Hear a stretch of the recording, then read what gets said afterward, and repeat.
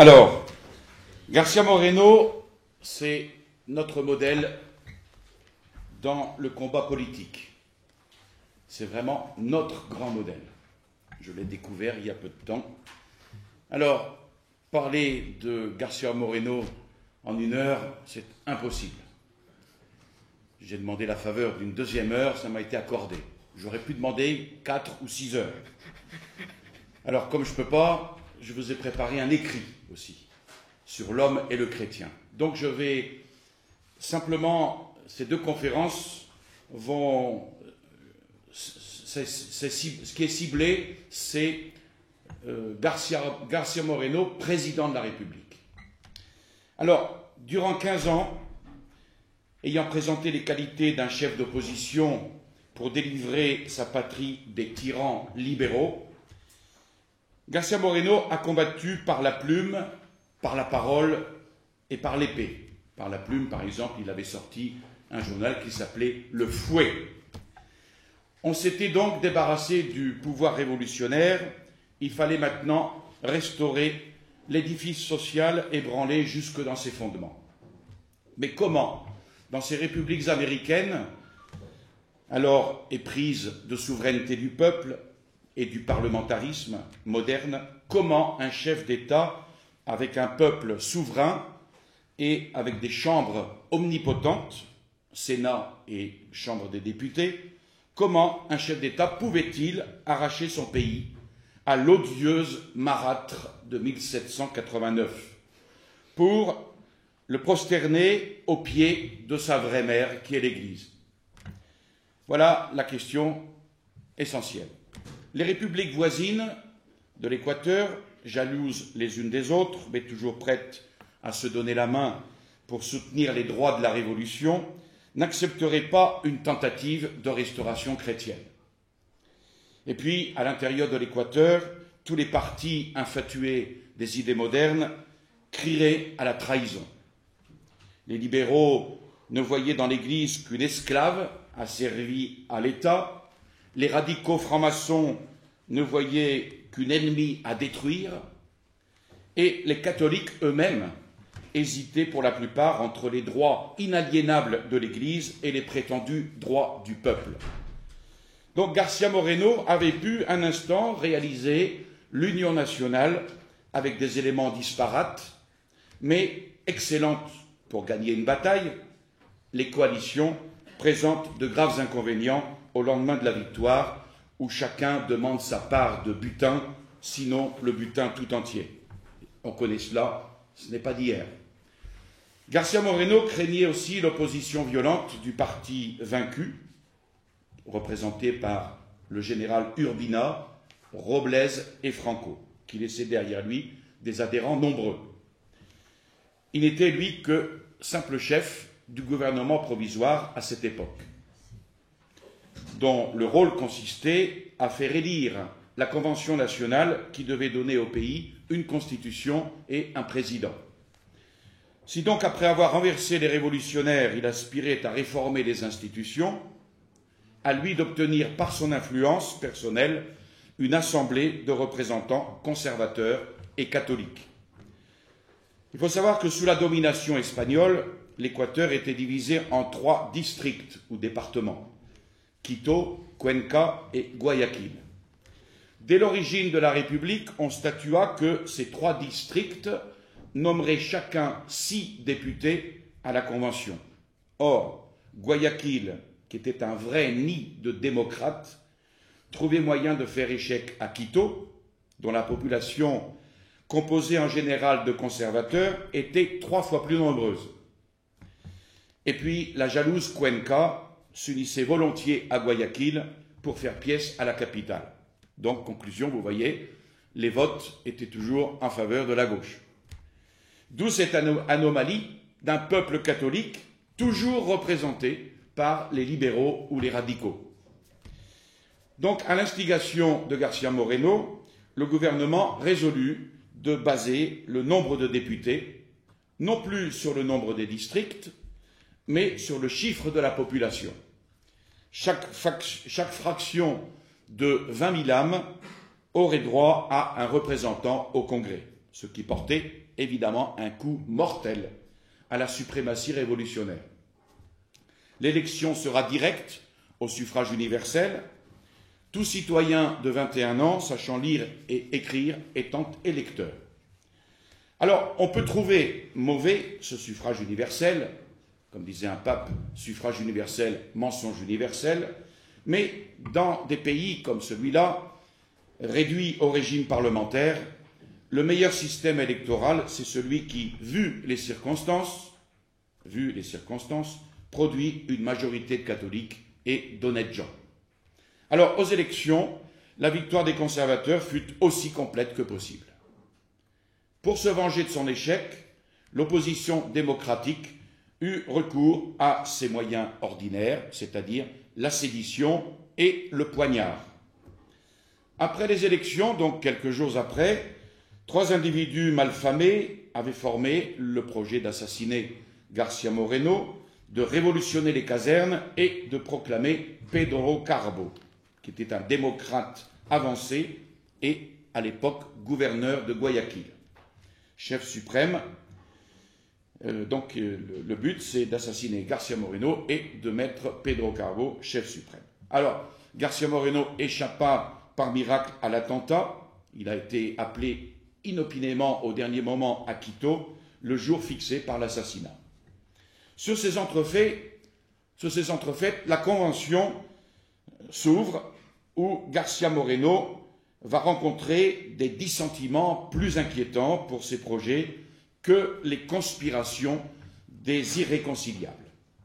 La majorité des députés, une quarantaine, se composait de jeunes gens dont la plupart avaient fait leurs premiers pas dans la politique durant la période insurrectionnelle qu'on venait de traverser. Catholiques plus ou moins pratiquants, mais presque tous libéraux, exaltés, arrivant au Congrès avec la tête farcie des idées américaines, séparation de l'Église et de l'État, système fédératif, etc. Après la séance d'ouverture qui eut lieu le 10 janvier 1861, García Moreno est nommé président intérimaire. Il gagne donc les élections. Président intérimaire. L'unanimité fit place à la discorde dès que vont s'ouvrir les débats sur la révision de la Constitution. García Moreno désirait ardemment doter l'Équateur d'une constitution catholique, qui était le seul moyen, de réaliser les réformes que ni le gouvernement ni les lois ne pouvaient obtenir par eux-mêmes. Mais il se borna, dans un premier temps, vu les difficultés, à écarter toute disposition de nature à paralyser l'action de l'Église. Oui, tout ça, on voit la vertu de prudence dans le gouvernement de García Moreno, c'est assez frappant.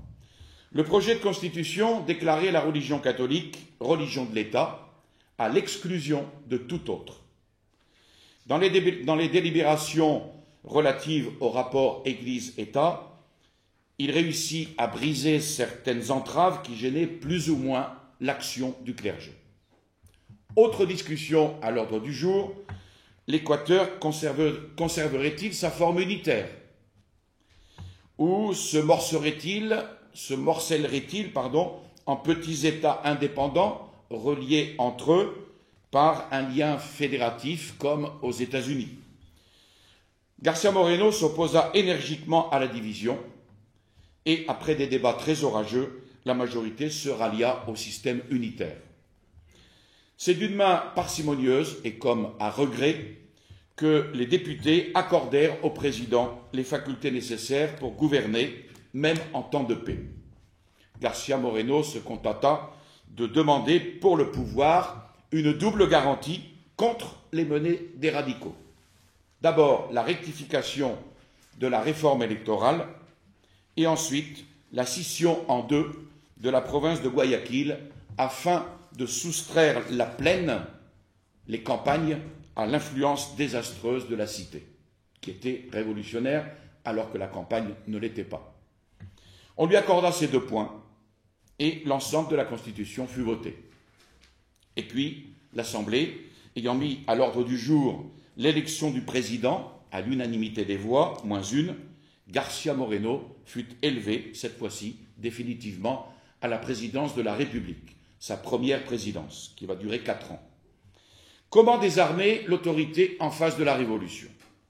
C'était, dit García Moreno, décréter l'anarchie perpétuelle, et García Moreno refusa ce mandat qu'on lui offrit, alléguant donc avec raison l'insuffisance des pouvoirs octroyés au gouvernement par la nouvelle Constitution. Il est élu, il refuse. Il finit cependant par accepter sur les instances de ses amis. Du reste, pour lui prouver leur bonne volonté, les représentants votèrent sous son impulsion plusieurs lois organiques. Ils décidèrent qu'un concordat serait proposé au pape et mis à exécution sans attendre la ratification du futur congrès. Et par cette porte qu'il lui ouvrait, le président allait, à leur insu, faire passer toutes les libertés de l'Église. Et puis, on décréta aussi la réorganisation des finances, de l'armée, de l'instruction publique. Il y a un principe 100 fois établi par les faits. Le parti révolutionnaire a pour spécialité de consommer sans produire. S'il s'empare d'un pays par un coup de force ou par la sottise des électeurs, ce n'est point pour aider le peuple à mieux vivre, ce n'est point pour le bien commun, mais c'est pour vivre à ses dépens et manger des homards géants.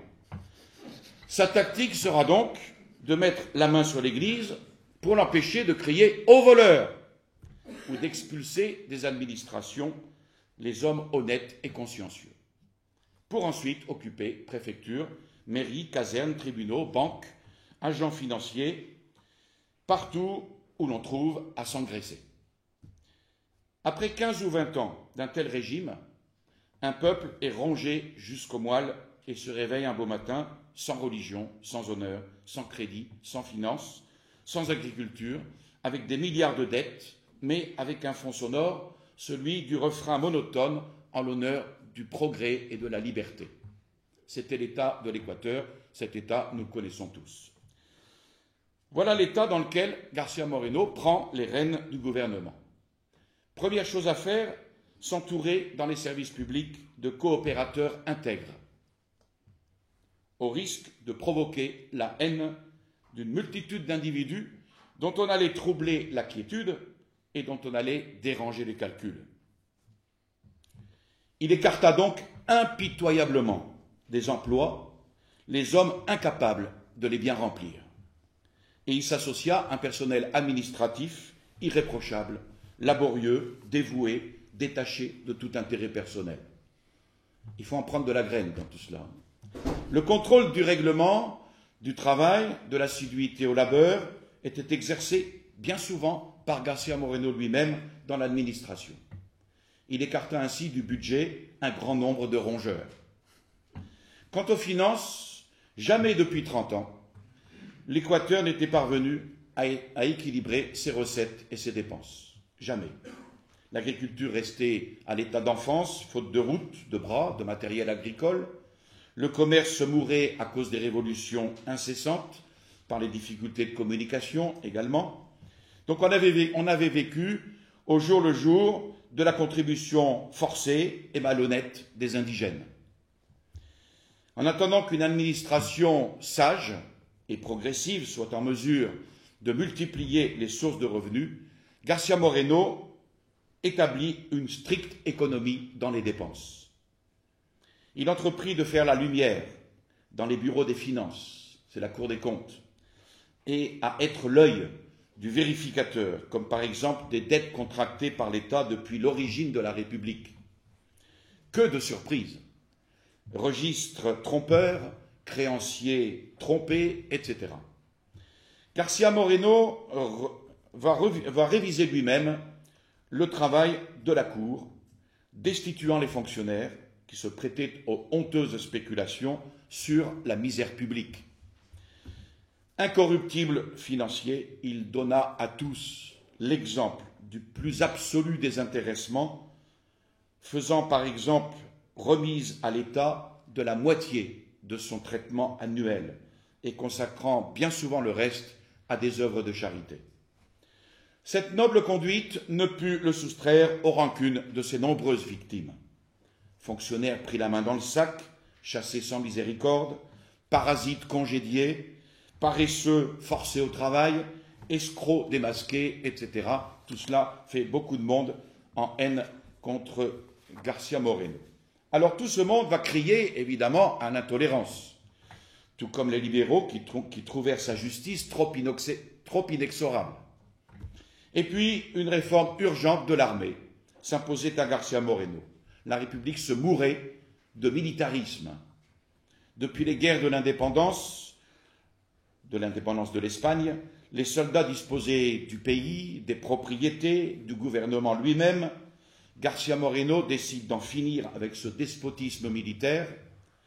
Sans délai, il édicte des règlements contre les sorties nocturnes, l'immoralité, le brigandage et fait jeter en prison les récalcitrants. Des complots déjà sourdissaient contre García Moreno, mais avec le général Ayarza, une main de fer, l'armée rentrera dans l'ordre.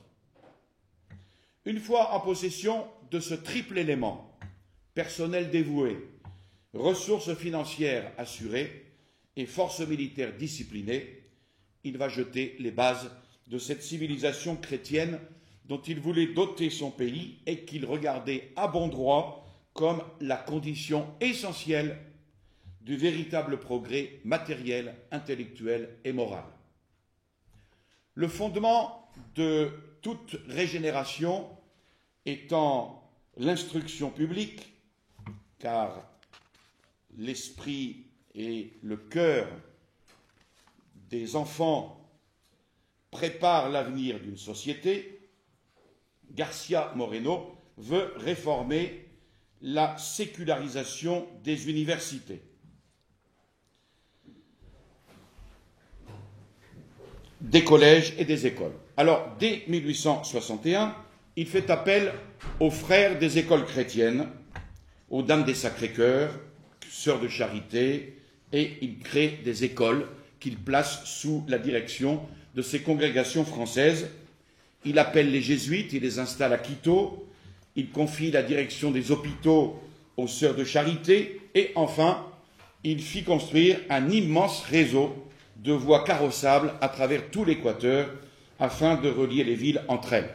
Et il entreprit ce travail de géant contre les 1000 obstacles que lui suscitèrent la paresse, l'égoïsme et la cupidité.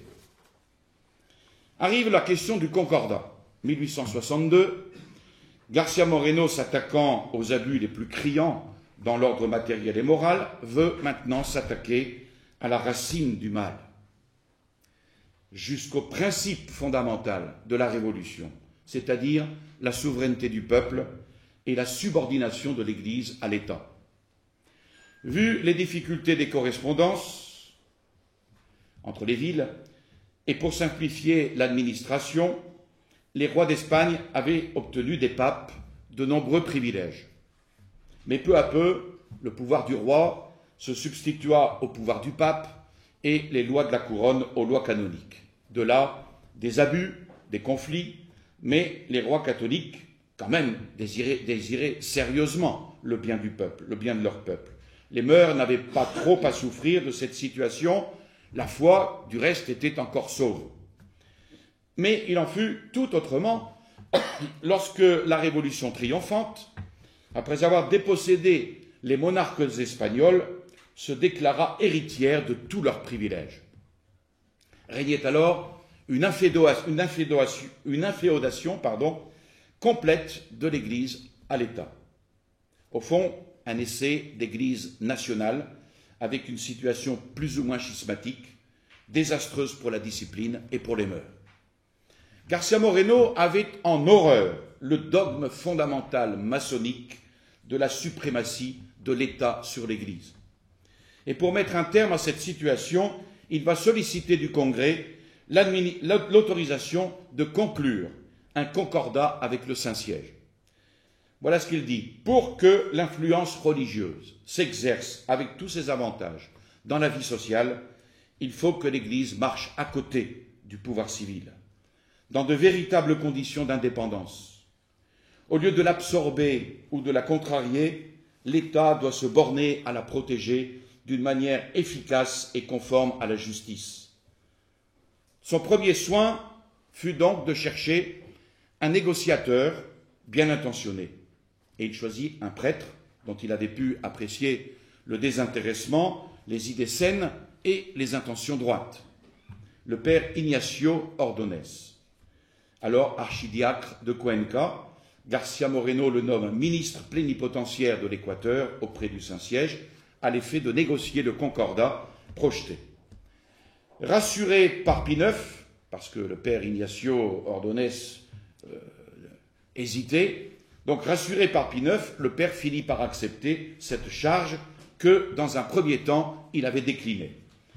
García Moreno donnait au mandataire des instructions simples, qui sont tenues en compte dans les articles du Concordat, et après 6 mois de discussion, le projet de Concordat fut signé le 26 octobre 1862.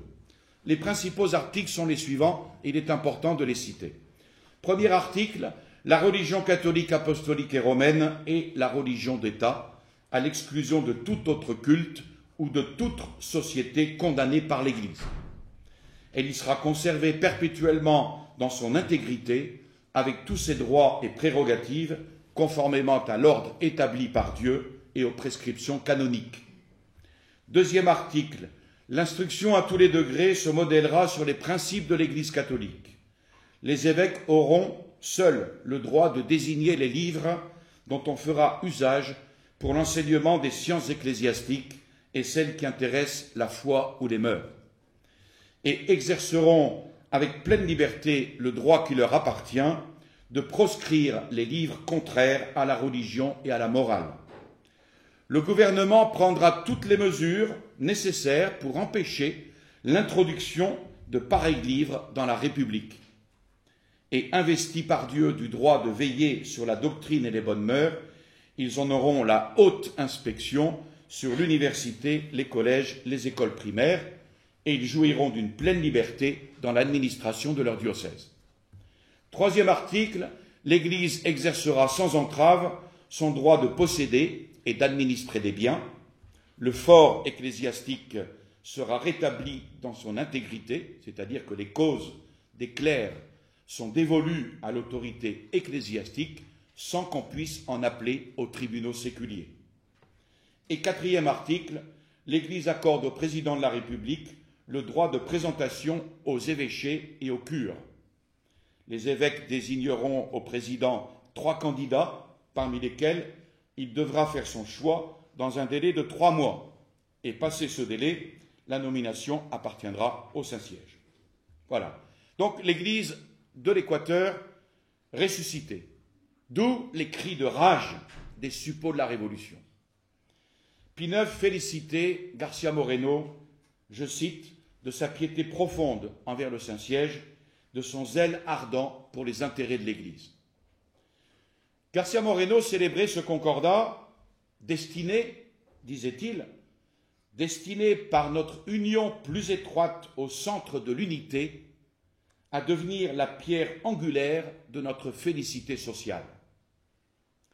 Mais il restait une question sur laquelle l'entente n'avait pu s'établir. La question de la réforme du clergé. Vous allez me dire, mais de quoi il se mêle? Vous allez bien comprendre. D'un côté, García Moreno voulait disposer de moyens de coercition assez énergiques pour faire rentrer les délinquants, parce que ça existe aussi dans le clergé, des délinquants dans le devoir. Et à l'égard des religieux prévaricateurs, il n'admettrait d'autre alternative que la réforme ou la sécularisation. De l'autre, Pie IX voulait bien une réforme, mais avec un peu plus de douceur et de persuasion que García Moreno.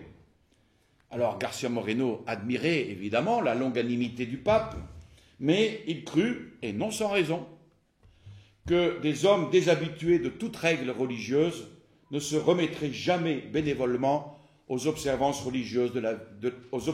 rigides de la vie religieuse. et d'autre part qu'on ne pouvait attendre de la persuasion seul ce miracle de transformation. Si donc on n'opérait pas cette réforme avec énergie, le concordat resterait lettre morte et ne tiendrait pas 2 mois devant l'opposition des libres penseurs. Pour lui, le concordat et la réforme du clergé étaient essentiellement liés ensemble.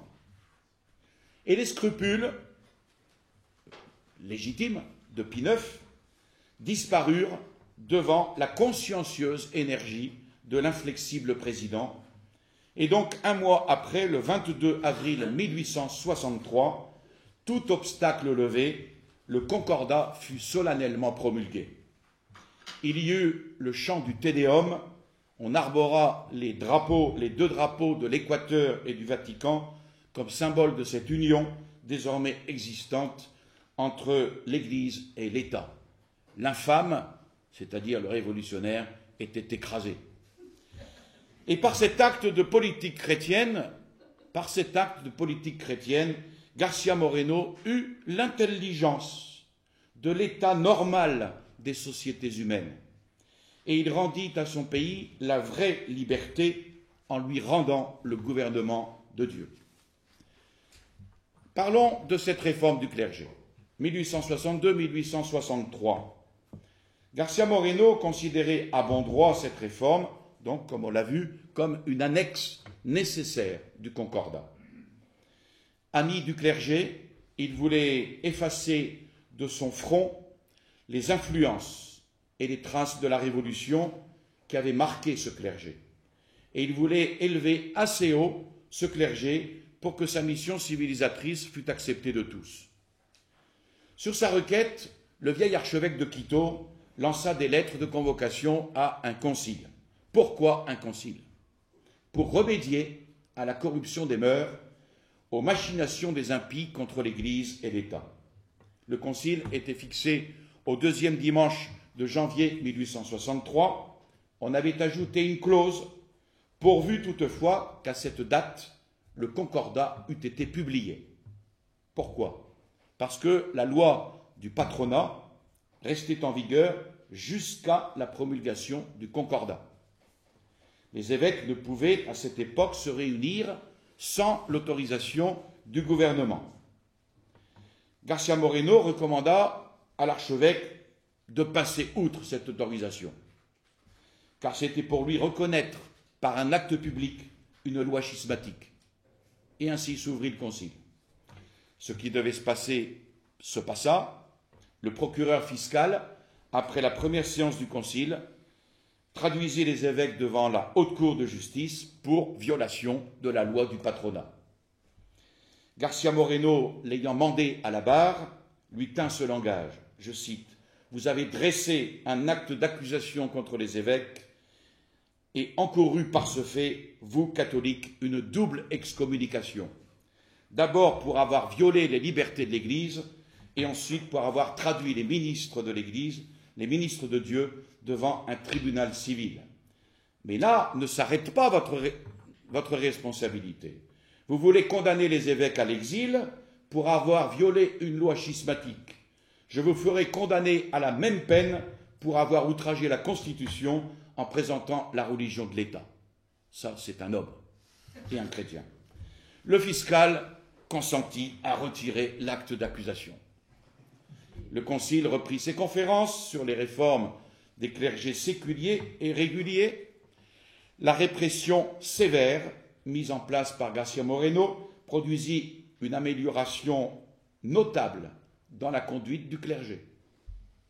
Mais la multiplication des évêchés voulus par Pie IX en fut aussi la cause de cette amélioration, car cela permit aux prélats d'exercer une plus grande surveillance sur les pasteurs et d'imprimer à leurs ailes une impulsion beaucoup plus constante, beaucoup plus rigoureuse. Donc il y eut 4 évêchés de plus. À ces bienfaits du concordat, il faut ajouter la fondation d'un séminaire dans chaque diocèse. Quant à la réforme des réguliers, c'est-à-dire des religieux, des capucins par exemple, depuis 50 ans, la Révolution avait transformé les couvents en casernes, entraînant les moines à vivre au milieu des soldats, souvent corrompus et corrupteurs, ou à quitter leurs cellules pour aller vivre au milieu du monde. D'où, évidemment, à la longue, une déchéance complète, la ruine de l'observance régulière et de la vie commune. Il fut donc intimé aux religieux, au nom du pape, de reprendre les observances, la vie commune, etc. Les religieux s'étant habitués à une vie mondaine et quelquefois dissolue, il leur fut laissé le choix entre la règle et la sécularisation.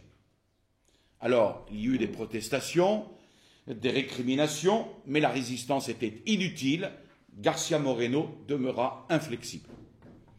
La majeure partie du clergé, des religieux, préféra la sécularisation. D'autres préférèrent intégrer le clergé séculier et ceux qui restaient fidèles purent se retremper dans la ferveur par l'exemple d'un certain nombre de leurs frères que García Moreno fit venir d'Europe pour remplacer les déserteurs. Et ce fut ainsi l'aurore d'une renaissance catholique. Saluée par tous les chrétiens de vieille roche et maudite par les défroqués et leurs amis, les indifférents, les libéraux entonnant leur sempiternelle ritournelle sur les empiétements de la cour de Rome, et les radicaux, bien sûr, comprenant et le déclarant que l'œuvre de la Révolution était compromise avec l'application du Concordat. García Moreno laissa dire et continua son œuvre sans reculer d'un pouce. Arrive la violente réaction, 1863. García Moreno exerçait le pouvoir depuis 2 ans, le peuple catholique avec lui, mais exécré par les révolutionnaires, les libéraux et les radicaux, et notamment la Ligue, qui avait pour chef Urbina, le général Urbina, lui vouant une haine implacable et complotant à tout instant contre García Moreno, les démocrates initiés à la franc-maçonnerie progressiste et libre-penseur avec pour chef Pedro Carbo, ennemi acharné de sa politique catholique et même de ses entreprises les plus évidemment favorables au point de vue matériel, au bien matériel du pays. Et enfin, le pamphlétaire Pedro Moncayo, ardent missionnaire de l'insurrection contre García Moreno. Je passe sur les nombreuses, très nombreuses tentatives de déstabilisation du gouvernement de García Moreno, auquel d'ailleurs se mêla fortement le Pérou, une tentative d'Urbina pour insurger le pays, que García Moreno put déjouer, comme il a pu déjouer nombre de ces tentatives. Il eut surtout à s'affronter à Urbina, qui activa de son mieux les milieux révolutionnaires, tentant tout, soit avec le Pérou, soit avec la Colombie, qui s'appelait la Nouvelle-Grenade, pour susciter guerre, insurrection. Là-dessus, en août 1863, au terme de la Constitution, le Congrès devait ouvrir ses sessions. L'ambiance générale, depuis 18 mois, était aux coteries libérales ou de la révolution cosmopolite, avec des journaux qui se répandaient en injures contre García Moreno, le peuple solidaire de sa politique et le concordat intolérable, véritable défi porté au siècle de libéralisme et de progrès. Pedro Carbo fut le principal instigateur de ce mouvement. Aux ennemis de l'Église, hurlant contre la restauration de ses droits sacrés, se joignaient évidemment certains catholiques piqués de la tarentule libérale. La Révolution a tellement brouillé les idées, même dans les meilleures têtes catholiques, que le fait de rendre à l'Église son inaliénable liberté sera presque toujours considéré comme une usurpation sur les droits du pouvoir civil. Cette opposition trompa le peuple, à tel point que les électeurs finirent et en vinrent à regarder, oui, le Concordat, quand même, comme une calamité publique. Et ils envoyèrent au pouvoir une majorité hostile. García Moreno fut à ce moment-là très isolé. C'est à peine si, dans les deux chambres, il comptait une dizaine de représentants, franchement dévoués à sa politique. Alors, il fit appel à Antonio Borrero, avocat, publiciste distingué, catholique sincère, et le mot sincère ne veut pas dire grand-chose, vous allez comprendre pourquoi, et vieil ami de combat depuis 20 ans. Le 4 janvier 1863, il le propose comme candidat officiel à la vice-présidence de la République. Mais quelle ne fut pas la surprise de García Moreno de voir à quel point le libéralisme avait tourné la tête et le cœur de ce brave Borrero, au point d'entreprendre la critique des articles du Concordat. Et Borrero, grâce à Dieu, renonça à la vice-présidence. Cette volte-face d'un ami dévoué de García Moreno montra quelle était l'animosité des membres du Congrès contre leur président et leur volonté bien arrêtée d'imposer l'annulation ou tout au moins la réforme du Concordat. Et c'est à ce moment-là que García Moreno, décidé à lutter, résolut de donner sa démission, plutôt que de laisser entamer un concordat, un traité qu'il regardait à bon droit comme le salut du pays. Son message aux deux chambres eut un caractère d'ultimatum. Il rendit compte de sa gestion avec franchise. Et voilà ce qu'il dit. À quoi serviraient les progrès matériels ou scientifiques si la moralité publique, âme et vie de la société, tombe dans une décadence irrémédiable? L'absence de moralité, poursuit-il, c'est partout la ruine, mais spécialement dans un État républicain où la fragilité des institutions, l'instabilité du gouvernement et la fréquence des révolutions mettent à chaque instant la société sans défense à la merci des passions sans frein. Or, comment réformer la moralité d'un peuple si au moins une partie notable des membres du clergé oublie sa mission évangélique, etc. Je regrette de ne pas pouvoir citer tout. Et il termine son message par un ultimatum. Il quittera immédiatement le pouvoir si la majorité du Congrès retire son appui et censure les actes de son administration. Le message fut accueilli assez froidement. Mosquera, qui était le président de la République de Colombie, à ce moment précis, profitant du conflit, rendit la guerre inévitable, ce qui fut providentiel, parce que la question de la démission passa à côté. Mosquera, président de Colombie, soutenu par les révolutionnaires, rêvait d'englober sous le nom d'États-Unis la Colombie, le Venezuela et l'Équateur, qui, sous Bolivar, au moment de l'indépendance de l'Espagne, avait formé ce qu'on appelait la Grande Colombie. Alors, il faut dire que derrière tout cela, il y avait encore le fameux Urbina, qui était sous cette manœuvre. Donc, entre Mosquera et le Congrès, García Moreno se trouvait dans un embarras extrême. Il ne pouvait ni démissionner sans trahison en face d'un envahisseur, ni combattre l'envahisseur sans sacrifier le Concordat aux exigences du Congrès. Et pour en finir avec les débats insensés et tourner contre Mosquera toutes les forces vives de la nation, il réunit les chefs de l'opposition, il expose ses anxiétés et il finit par leur dire qu'il considérait toujours le Concordat comme inviolable, mais qui ne pouvait empêcher le Congrès d'en lacérer les articles. Le Congrès fit sa révision du Concordat, la fit passer au président pour la faire sanctionner et l'intimer au Saint-Siège. García Moreno garda le document sous le coude et le Congrès s'occupa des prétentions de Mosquera. 6 mois après, les passions un peu calmées, García Moreno ressort le dossier. Dans une réunion extraordinaire du Congrès, il exprime son intention de ne pas exécuter les volontés du Congrès, rappelant qu'en tant que peuple catholique, il ne pouvait oublier les liens sacrés qui unissent l'Équateur au centre de l'unité religieuse. Délibérant à froid, les représentants abrogèrent les dispositions malencontreuses qu'ils avaient édictées.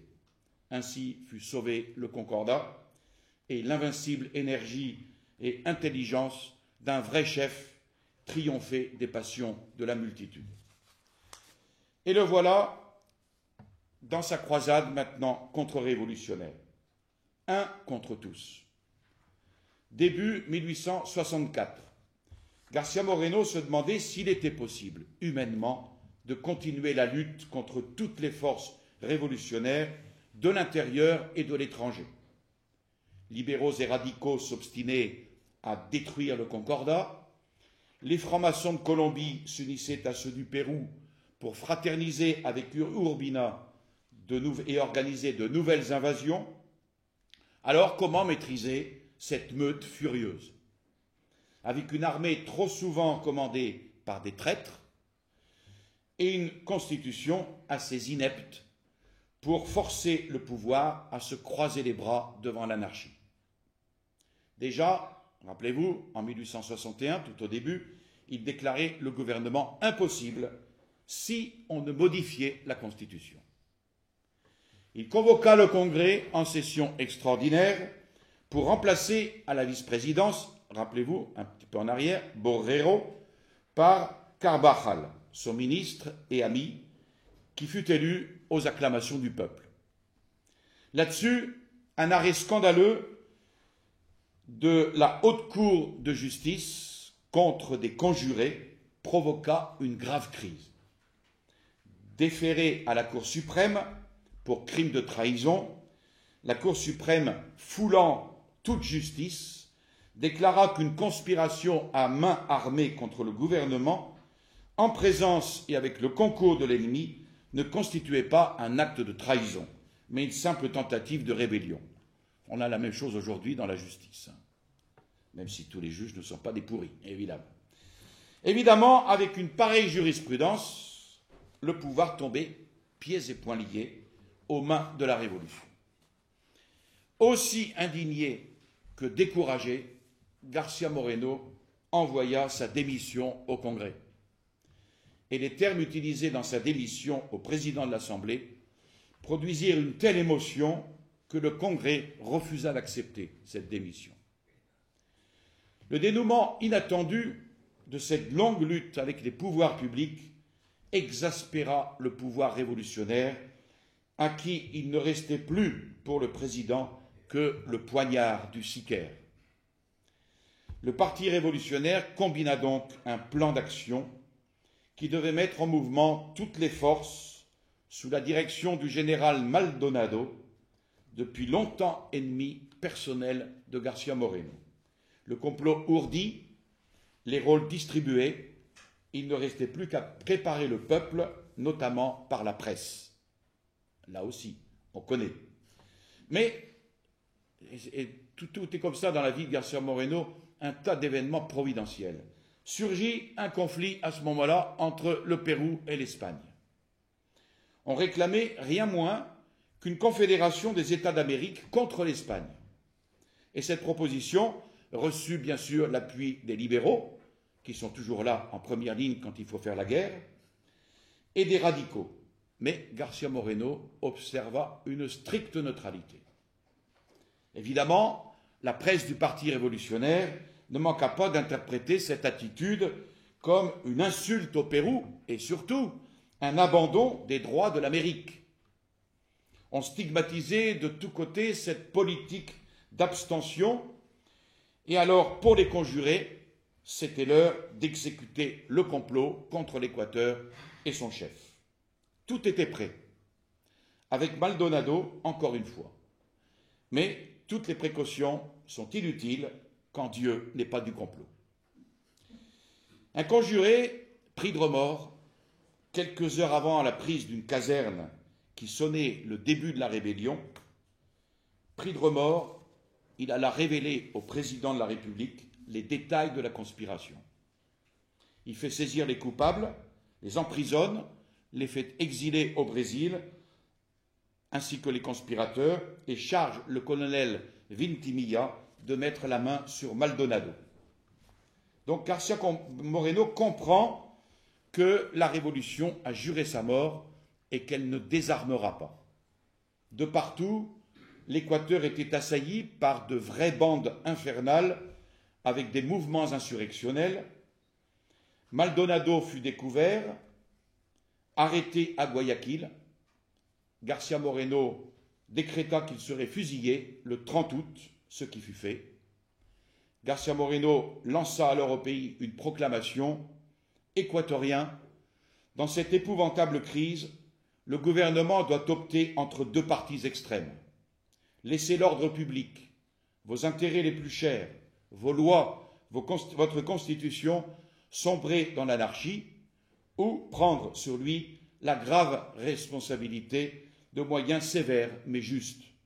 S'il faut sacrifier ma vie pour obtenir la paix au moyen du plomb vengeur contre les corrompus, je l'immolerai de bon cœur à votre repos et à votre félicité. Au congrès de 1865, il justifie sa conduite.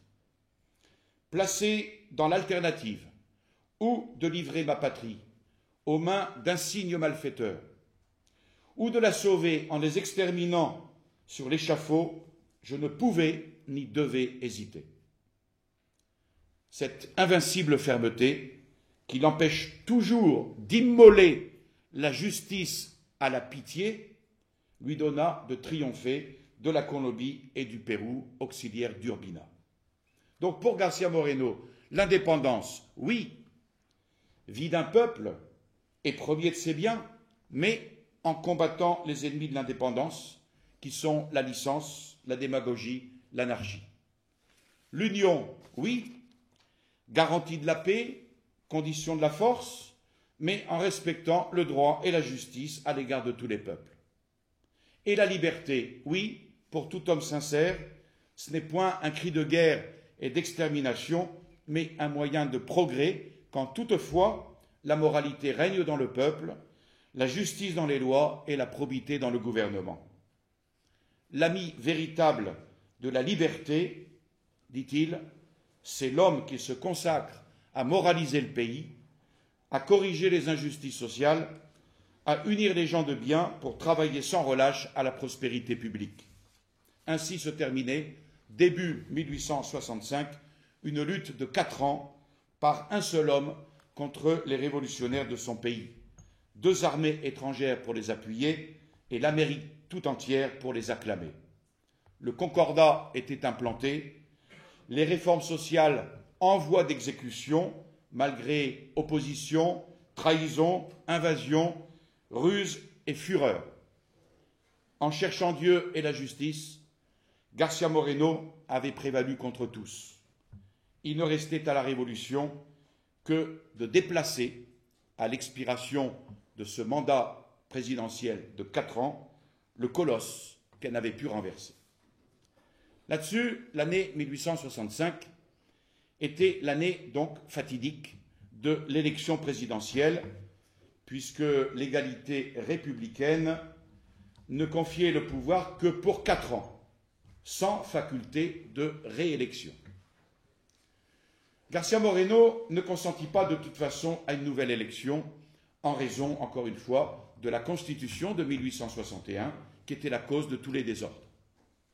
Il se repentit d'ailleurs même d'avoir toujours accepté le pouvoir ainsi amoindri par cette Constitution. Il voulait maintenant travailler à se donner un successeur assez catholique pour comprendre l'œuvre de régénération inaugurée par le Concordat et assez énergique pour empêcher la révolution de la ruiner. Et il propose pour cela José María Caamano, qui sera président de la République, en fait, quand García Moreno sera assassiné. Pendant 4 ans, pendant 6 ans, on aura de nouveau la Révolution, et celui qui viendra après, ça sera justement Caamano. Donc, il propose José María Caamano, catholique pratiquant sans respect humain, mais un malentendu vint contrarier les desseins du président, dont Caamano d'ailleurs se rétracta plus tard, et donc il choisit un autre, Jerónimo Carrión, de Cuenca. Contre lui, il avait Pedro Carbo, dont on a parlé, un radical, et Gómez de la Torre du Parti libéral. En ce qui concerne Pedro Carbo, García Moreno disait de lui « Vous voyez devant lui une nullité en 2 tomes ». Retenez l'expression. Mais comme l'écrit le père Berthe, que de nullités encombrantes aspirent à gouverner le monde, grâce à l'ineffable bêtise du suffrage universel. Bref, l'élection eut lieu le 15 mai 1865, et Carrión l'emporta haut la main. Désespoir de l'opposition libérale et démocrate et radicale, tout ça c'est la même chose, qui craignait que Carrión adopterait la politique de García Moreno, à juste titre, et que l'on risquait de voir après lui García Moreno reprendre les rênes. À cette seule pensée, les anarchistes voulurent jouer leur va-tout et tenter un effort suprême pour s'emparer du pays. García Moreno, apprenant qu'Urbina, avec une flottille bien armée, menaçait la côte et le port de Guayaquil, il déclara l'armée en campagne et, dans la rade de Jambelli, García Moreno commanda le feu, obtint un succès, une victoire éclatante, prenant possession de toute la flotte d'Urbina. Le retour de García Moreno à Quito fut un triomphe. Il adressa au peuple ses chaleureux remerciements, mais toutes les classes de la société également exprimèrent à García Moreno leurs remerciements. Les enfants, qui lui devaient une instruction vraiment religieuse, les humbles habitants des campagnes, les habitants des cités, les malheureux, les soldats, etc.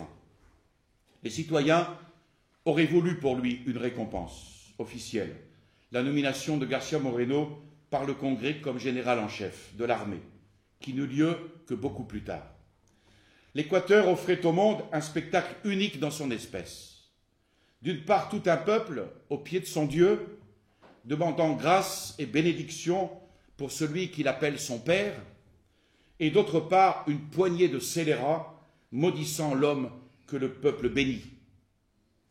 García Moreno rendit compte au Congrès de tous ses actes, en concluant « Je pense que j'ai sauvé la patrie en dépit de vos congrès ». Et il dénonça ensuite tous les vices du système politique libéral. Multiplication des élections populaires, despotisme absolu des municipalités en matière électorale, organisation judiciaire défectueuse, réglementation de l'instruction publique encore plus défectueuse. Après avoir exposé l'état des finances, de l'agriculture, de l'industrie, il fit remarquer les progrès accomplis, comme la route de Quito à Guayaquil, assura n'avoir omis aucun sacrifice et n'avoir eu d'autre mobile en tous ses actes que l'intérêt et la grandeur de la patrie. Ce message fit très grande impression et le Congrès eut comme réponse « Nous déclarons que le chef d'État a bien mérité de la patrie ». Enfin, la Constitution, interdisant au président sortant de sortir du territoire avant 1 an, sans autorisation du Congrès, García Moreno, qui voulait avoir les coups des franches, demanda cette autorisation. Grand émoi du public qui répandit des imprimés dans toute la capitale.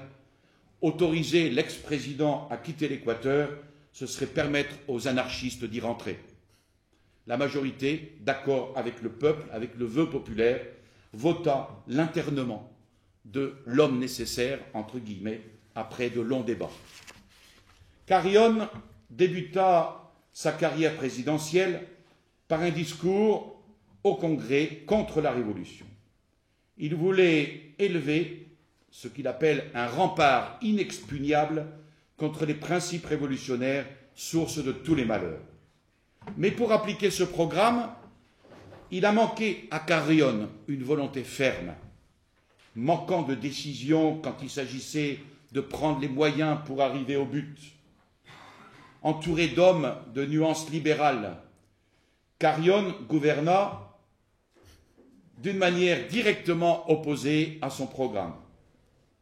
À cheval sur le juste milieu, tant vanté par les politiques modernes, on le vit faire des efforts inouïs pour n'incliner ni à droite ni à gauche, tenir l'équilibre et jouer à l'équilibriste entre les bons et les méchants, et finalement se casser la figure. Jeu de bascule où les plus célèbres acrobates ont toujours fini par se casser le cou. Naviguant donc entre les conservateurs qui voulaient García Moreno à la tête de l'armée et les révolutionnaires qui demandaient sa mort, le gouvernement prit un moyen terme en l'éloignant de l'Équateur, comme envoyé extraordinaire et ministre plénipotentiaire au Chili afin de contracter avec ce pays un traité de commerce et de navigation, comme si cet homme n'avait pas autre chose à faire. Les loges décidèrent qu'il ne reviendrait pas du Chili. De fait, en descendant du train à Lima, un certain Viteri, parent d'Urbina, encore lui tira 2 coups de revolver à la tête. Son chapeau fut troué, mais pas la tête. Son chapeau fut troué, il tomba, le chapeau. García Moreno s'élança, pistolet au poing, parce qu'il portait un pistolet au poing sur Viteri, ce qui fit dévier la 3e balle, et la 4e lui perça la main. De retour en Équateur, après sa mission au Chili, García Moreno constate comment les principes anarchistes pervertissaient les esprits, et il vit avec douleur la suspension de l'exécution du Concordat. On avait un gouvernement sans boussole dans la lutte électorale qui précéda le congrès de 67. Les révolutionnaires opposèrent aux modérés de l'école gouvernementale leurs candidats les plus compromis. Par contre, les conservateurs de Quito choisirent García Moreno pour les représenter au Sénat. Surprise. La Chambre des députés resta en majorité libérale. Mais le Sénat fut envahi par les fortes têtes du radicalisme. Et en dépit d'une opposition forcenée, le nom de García Moreno sortit triomphant des urnes avec ceux des sectaires urbinistes qui exultaient parce que arrivant au pouvoir. La présence de García Moreno au milieu de ces anarchistes et révolutionnaires gênait tous les plans des urbinistes, qui résolurent d'invalider son élection. Et l'exclusion de García Moreno fut prononcée. Le Sénat, aux mains des urbinistes, mit alors Carrión en accusation pour délit d'illégalité. Bustamante, Premier ministre, vice-président, décréta la dissolution du Congrès. Et alors, pour échapper aux radicaux, que ces concessions avaient rendus tout puissants, Carrión prit le parti, d'un seul coup, de s'entourer de conservateurs déclarés, choisissant pour ministre 3 amis intimes de García Moreno. Il fit même offrir à García Moreno le commandement de l'armée, poste qu'il déclina, n'ayant aucune confiance dans la sincérité de ce gouvernement, ce qui d'ailleurs se vérifia après. Et tout se termina par un vote solennel de censure que le Congrès, un vote de censure du Congrès décerné à Carrión un véritable brevet d'incapacité qui le forçait à donner sa démission. Les radicaux arrivaient au pouvoir, les conservateurs coururent vers García Moreno comme au sauveur que Dieu leur envoie. Ils le supplièrent d'opérer un coup d'État, ce qu'il ne voulut point, mais il résolut de barrer le chemin à la révolution en déjouant le plan des sénateurs radicaux. Le président Carrión quitterait le pouvoir, serait remplacé par le vice-président Arteta, qui procéderait immédiatement à l'élection du nouveau chef de l'État. On porterait à la présidence Javier Espinosa, estimé de tous pour son amour de la justice et excellent catholique. Et cette combinaison goûtée du public et des chambres rallia si bien conservateurs et libéraux que les urbinistes perdirent toute influence. García Moreno était chargé de l'exécution du programme qui se déroula exactement comme prévu. Un mois après, la crise était terminée. Les radicaux n'osèrent même pas opposer de concurrent à Espinosa et le gouvernement était installé pour 18 mois, c'est-à-dire jusqu'à l'achèvement de la période constitutionnelle. Grâce, c'est le mot de la fin de cette première conférence, grâce à son énergie qui jamais ne voulut pactiser avec les principes ou les hommes de la Révolution, García Moreno évitait une guerre civile. Merci.